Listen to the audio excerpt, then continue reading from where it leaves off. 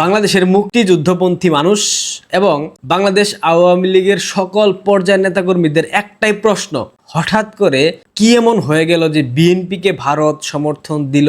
তারা কি 10 ট্রাক অস্ত্র ভুলে গেল? তারা কি সংখ্যালঘু নির্যাতন ভুলে গেল? বিএনপির বিজয়ে ভারতের কৌশলগত সমর্থনের রহস্যটা আসলে কি? বিএনপির নিরঙ্কুশ বিজয়ে ভারতের হাত ছিল, এইটা মোটামুটি প্রতিষ্ঠিত সত্য এবং অনেকেই অনুমান করে ভীষণভাবে বিস্মিত হয়েছেন, কেননা ভারত আওয়ামী লীগের বন্ধুত্বপূর্ণ সম্পর্ক ঐতিহাসিকভাবেই আমরা দেখেছি। ছোটখাটো ঘটনা বাদ দিলেও অন্তত 3 বার ভারত মিলিটারি অ্যাকশনের কথাও ভেবেছে। 2024 সালের 5 আগস্ট শেখ হাসিনাকে প্রাণে বাঁচাতে অন স্পট সামরিক ভূমিকা নিয়েছিল ভারতবর্ষ। তাকে একজন প্রধানমন্ত্রীর প্রটোকলে আশ্রয় দিয়েছে ভারতে। 100 এর উপরে আওয়ামী লীগের শীর্ষ পর্যায়ের নেতাদেরকে আশ্রয় দিয়েছে ভারত। গত 4 মাস ধরে এক্সাইল প্রাইম মিনিস্টার হিসেবে বিভিন্ন সংবাদ মাধ্যমে শেখ হাসিনাকে বক্তব্য দিতে দেওয়া হয়েছে। ঐতিহাসিকভাবে বন্ধুত্বের নিদর্শন স্বরূপ অনেক কিছুই করেছে ভারত, যেগুলো আসলে আপনারা সবাই জানেন। বিশেষ করে অন্তর্বর্তীকালীন সরকারের আগ্রাসী মনোভাব, ভারত বিরোধী বিভিন্ন ধরনের মন্তব্য, পরবর্তীতে ভারতবর্ষ তাদের যে ব্যবসায়িক বিভিন্ন ধরনের সুযোগ সুবিধা, বিশেষ করে ট্রান্সশিপমেন্ট সুবিধা বন্ধ করে দিয়েছে, কিন্তু কোনোভাবেই সামরিক হস্তক্ষেপ করেনি।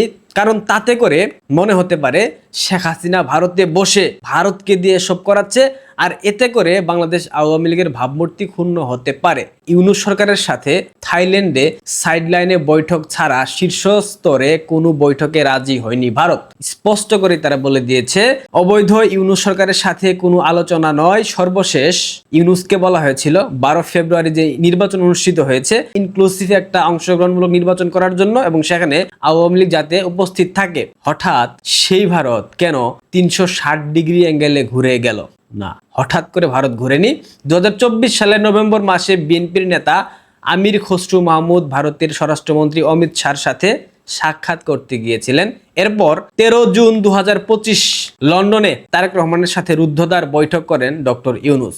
সেই বৈঠকে কি আলোচনা হয়েছে সেটা কিন্তু জনসম্মুখে আসেনি, সুতরাং বুঝে নেন আমি কি বুঝিয়েছি। এরপর বেগম খালেদা জিয়া মারাত্মক অসুস্থ হয়ে পড়েন। বিএনপির একাধিক নেতা যুক্তরাজ্য এবং ভারতের সাথে বৈঠক করতে আগ্রহ প্রকাশ করলে ভারতের গোয়েন্দা কর্মকর্তারা ছুটে যান লন্ডনে।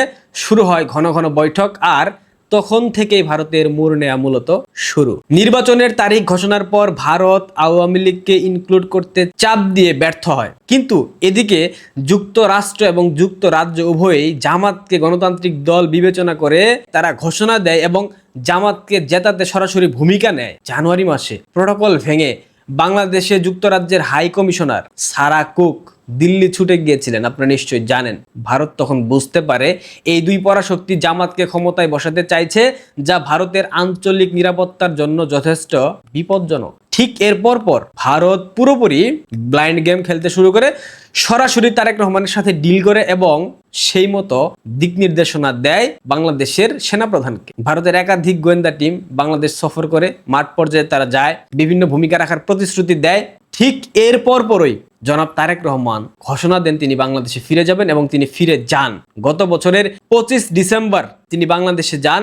সেনাবাহিনী সহ একাধিক বাহিনীর প্রায় 4500 সদস্য তার রিসিপশনে প্রটোকলের বাইরে তাকে রাষ্ট্র নেতার নিরাপত্তা ও গার্ড অব অনার প্রদান করেছিল। এর মধ্যে বেগম খালেদা জিয়া চলে যান। ভারতের পররাষ্ট্রমন্ত্রী ডক্টর এস জয়শঙ্কর খালেদা জিয়ার শেষকৃত্য অনুষ্ঠানে এসে নরেন্দ্র মোদীর যে বার্তা ছিল সেটা তারেক রহমানের হাতে হস্তান্তর করেন। এবার মোটামুটি প্রকাশ্যে ভারত বিএনপির পক্ষে ভূমিকা রাখতে শুরু করে। তাদের গোয়েন্দা সংস্থা এমন নেরেটিভ তৈরি করতে শুরু করে যাতে প্রতীয়মান হয় বাংলাদেশ জঙ্গিবাদের উত্থান ঠেকাতে এই মুহূর্তে তারেকের বিকল্প অন্য কোনো দল নাই, যেহেতু বাংলাদেশ আওয়ামী লীগকে তারা নির্বাচনে অংশ নিতে দেবে না। ঠিক সেভাবেই গোয়েন্দা সংস্থা বিএনপির সঙ্গে ওতপ্রোতভাবে জড়িয়ে পড়ে। ভারত উপদেশ নয়, বরং সীমা, উদ্বেগ ও রেডলাইন সম্পর্কে বিএনপিকে বারবার অবহিত করেছে। এর প্রধান কারণ ছিল বাংলাদেশে ভারত বিরোধী নেরেটিভ চলতে না দেওয়া। খেয়াল করবেন, নির্বাচন চলাকালীন সময়ে বিএনপির কোনো নেতার মুখে একটাবারের জন্যও ভারত বিরোধী কোনো বক্তব্য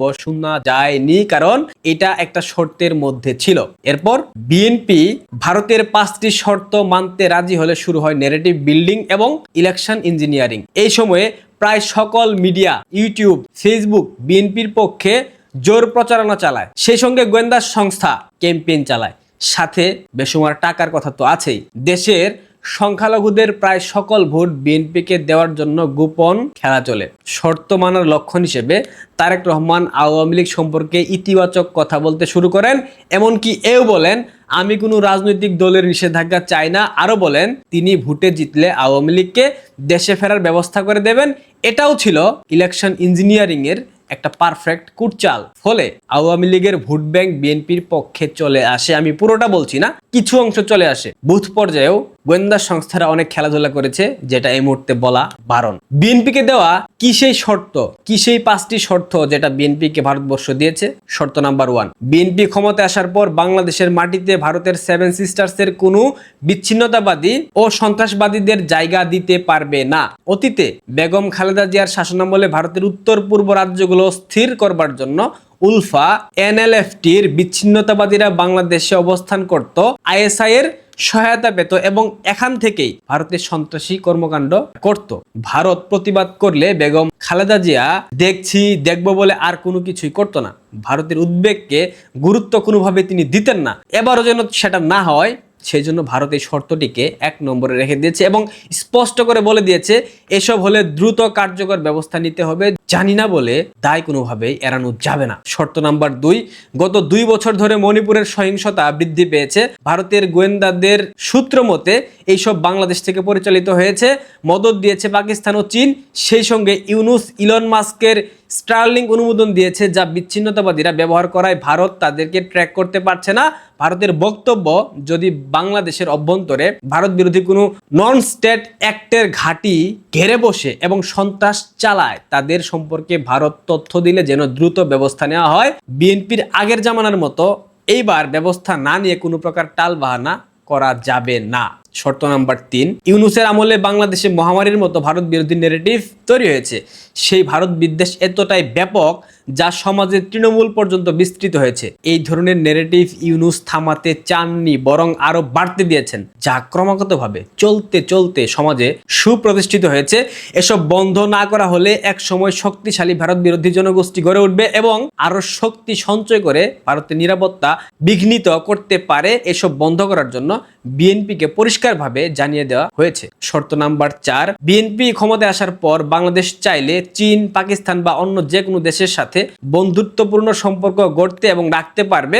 তবে কোনোভাবে চীন বা পাকিস্তানকে দেশের কোনো ভূখণ্ড ব্যবহার করতে দেওয়া যাবে না, অর্থাৎ কোনো ভূখণ্ড লিজ দেওয়া যাবে না। কোথাও কোনো সামরিক ঘাঁটি এবং যৌথ সামরিক স্থাপনা তৈরি করতে দেওয়া যাবে না, যা শেষ পর্যন্ত ভারতের বিরুদ্ধে কৌশলগত অবস্থান তথা ভারতের নিরাপত্তা হুমকি তৈরি করতে পারে। অর্থাৎ বাংলাদেশকে ভারতের আঞ্চলিক নিরাপত্তার বিষয়টা সম্পূর্ণরূপে গুরুত্ব সহকারে মাথায় রাখতে হবে। শর্ত নাম্বার 5, আওয়ামী লীগের সঙ্গে ভারতের যে সুসম্পর্ক ছিল, যেসব বন্ধুত্বপূর্ণ চুক্তি ছিল, সেই সব চুক্তি বহাল রাখতে হবে। বাংলাদেশ তার পররাষ্ট্র নীতি ও কৌশল নিজের স্বাধীন সিদ্ধান্তে গ্রহণ করতে পারে, সে ব্যাপারে ভারত নাক গলাবে না। দুটি দেশ প্রতিবেশী সুলভ বন্ধুত্বপূর্ণ সম্পর্ক বজায় রাখবে।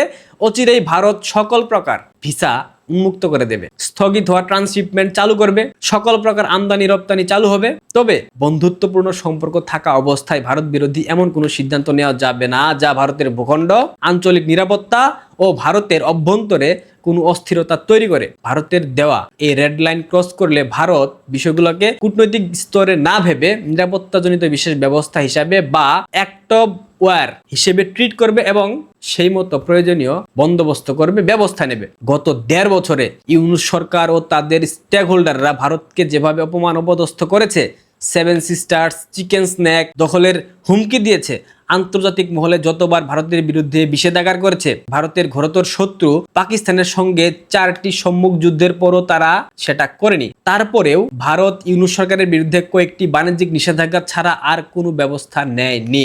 এখন বিএনপি যদি কোনো কারণে ভারতের এইসব শর্ত মানতে নারাজ হয়, ভারত সেক্ষেত্রে কি করবে? আশাহত হওয়া এবং বিএনপিকে শর্ত ভঙ্গ করার সমালোচনা করা ছাড়া তেমন কিছু হয়তো বা করার থাকবে না, কারণ এই শর্তগুলো লিখিত কোনো চুক্তি নয়। ভারত বাংলাদেশের সাথে যেই 13 থেকে 14 বিলিয়ন মার্কিন ডলারের বাণিজ্য করে, সেটা বহাল থাকলে ভারতের এস্টাবলিশমেন্ট তা বন্ধ করে শর্ত ভঙ্গের প্রতিশোধ হিসেবে নিতে পারে, কিন্তু সেটা সরকারকে বলবে না। ভারতের দেওয়া শর্ত যে বিএনপি ভঙ্গ করবে এইটা মোটামুটি আমি নিশ্চিত। বিএনপি দলটির পুরনো অভ্যাস ভারতের জানা আছে, এরপরও ভারত বিএনপিকে মন্দের ভালো হিসেবে সার্টিফাই করেছে।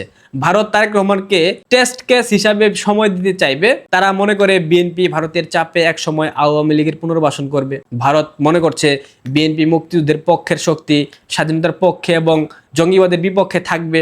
তাদের এই ধারণা যে ভুল, সেটা বুঝতে ভারতের 6 মাসের মতো লাগবে, আমি নিশ্চিতভাবে বলতে পারি। তারপর যখন ভারতের মোহভঙ্গ হবে, ততদিনে মার্কিন বলে পুরোপুরি বিধ্বস্ত হয়ে যাবে সোনার বাংলাদেশ।